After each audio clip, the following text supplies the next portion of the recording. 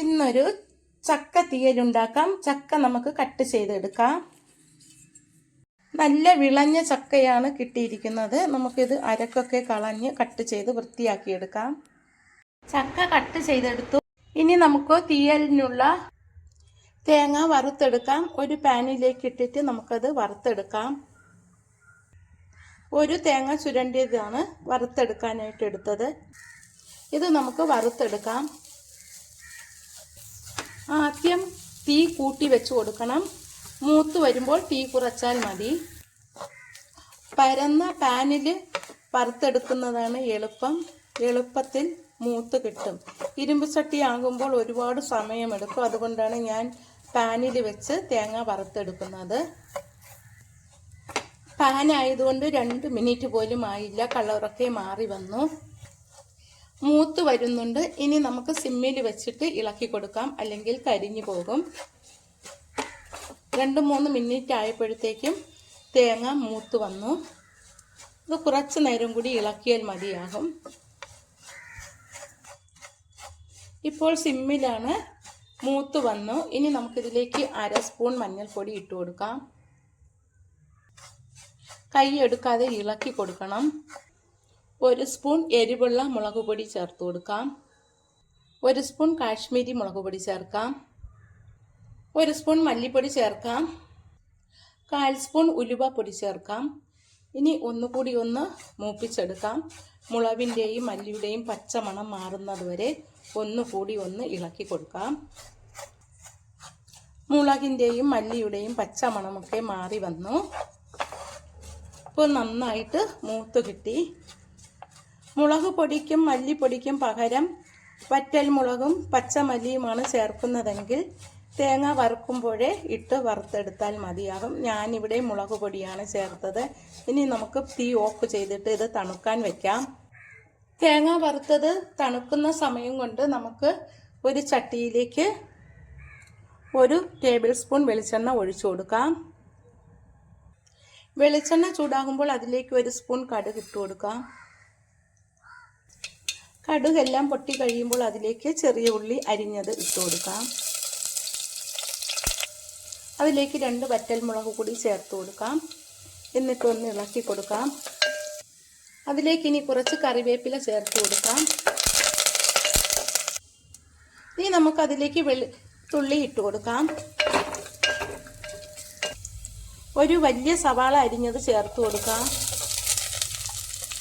എന്നിട്ട് ഒന്ന് ഇളക്കി കൊടുക്കാം.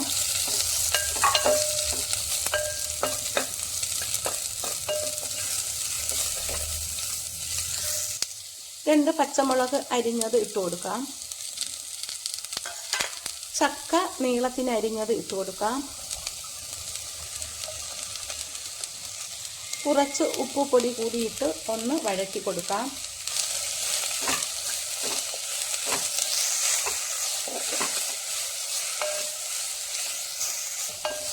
ഈ തീയിലേക്ക് ഒരു പഴുത്ത ടൊമാറ്റോ കൂടി ചേർത്ത് കൊടുക്കാം. എന്നിട്ട് ഒന്നുകൂടി ഒന്ന് വഴറ്റി കൊടുക്കാം. ഇപ്പോൾ വഴണ്ടു വന്നു. ഇനി നമുക്ക് വേവാൻ പാകത്തിന് വെള്ളം ഒഴിച്ചു കൊടുക്കാം. എന്നിട്ട് അടച്ചു വെച്ച് വേവിക്കാം. ഒന്ന് ഇളക്കിയിട്ട് അടച്ചു വെച്ച് വേവിക്കാം. വറുത്ത തേങ്ങ ഇപ്പോൾ നന്നായിട്ട് തണുത്തു. നമുക്ക് ഒരു ഉണക്ക മിക്സിയുടെ ജാറിലേക്ക് ഇട്ടിട്ട് നന്നായിട്ട് അരച്ചെടുക്കാം. ഒട്ടും വെള്ളം നനവില്ലാത്ത മിക്സിയിലേക്കാണ് ഈ വറുത്ത് വെച്ചിരിക്കുന്ന തേങ്ങ ഇട്ട് അരച്ചെടുക്കാനുള്ളത്. ഇത് നമുക്കിനി അരച്ചെടുക്കാം. അടപ്പ് തുറന്നിട്ട് നമുക്ക് ഇതൊന്ന് ഇളക്കി കൊടുക്കാം. വെന്ത് വരുന്നുണ്ട്. കുറച്ച് നേരം കൂടി വേവണം, എന്നാലേ നന്നായി വെന്ത് കിട്ടത്തുള്ളൂ. തേങ്ങ വറുത്തത് അരച്ചെടുത്തു. വെള്ളം തൊടാതെ ഈ ഒരു പരുവത്തിനാണ് അരച്ചെടുക്കാനുള്ളത്. ഒരു തുള്ളി വെള്ളം പോലും ചേർക്കാതെയാണ് ഞാനിത് അരച്ചെടുത്തിരിക്കുന്നത്. ചക്ക തീയലിൻ്റെ കഷ്ണങ്ങളെല്ലാം നന്നായിട്ട് വെന്തു. ഇനി നമുക്കിതിലേക്ക് അരച്ച് വെച്ചിരിക്കുന്ന അരപ്പ് ചേർത്ത് കൊടുക്കാം. ഈ അരപ്പിലേക്ക് കുറച്ച് വെള്ളം ഒഴിച്ചിട്ടൊന്ന് മിക്സ് ചെയ്യാം, അല്ലെങ്കിൽ ചൂട് കഷ്ണത്തിലേക്ക് ഇടുമ്പോൾ കട്ടയായി പോകും. ഇതൊന്ന് ഇളക്കി കൊടുക്കാം.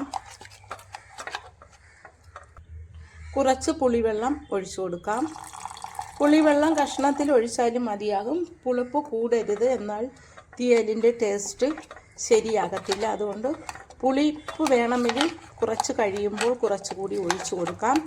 ഇതിപ്പോൾ ഒന്ന് മിക്സാക്കിയിട്ട് നമുക്ക് ആ കഷ്ണത്തിലേക്ക് ഒഴിച്ചു കൊടുക്കാം.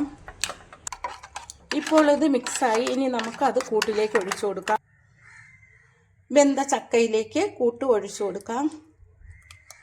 ഇതുപോലെയാണ് അരച്ച് എടുക്കാനുള്ളത്. വെള്ളം ചേർക്കരുത്. വെള്ളം ചേർത്താൽ തീയലിൻ്റെ ടേസ്റ്റ് കിട്ടത്തില്ല. ഇങ്ങനെ അരച്ചെടുക്കുമ്പോഴാണ് നല്ല ടേസ്റ്റ് കിട്ടുന്നത്.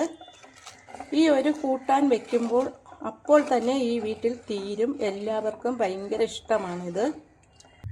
മിക്സിയും കൂടി ഒന്ന് കഴുകി അതിലേക്ക് ഒഴിച്ചു കൊടുക്കാം. ഇനി നമുക്കിത് തിളപ്പിക്കാം. ഇളക്കി കൊടുക്കണം. ഉപ്പൊക്കെ ഉണ്ടോയെന്ന് നോക്കണം. പുളിയൊക്കെ കറക്റ്റായോ എന്ന് നോക്കണം. കുറച്ച് പുളിയും കൂടി ഒഴിച്ചു കൊടുക്കാം.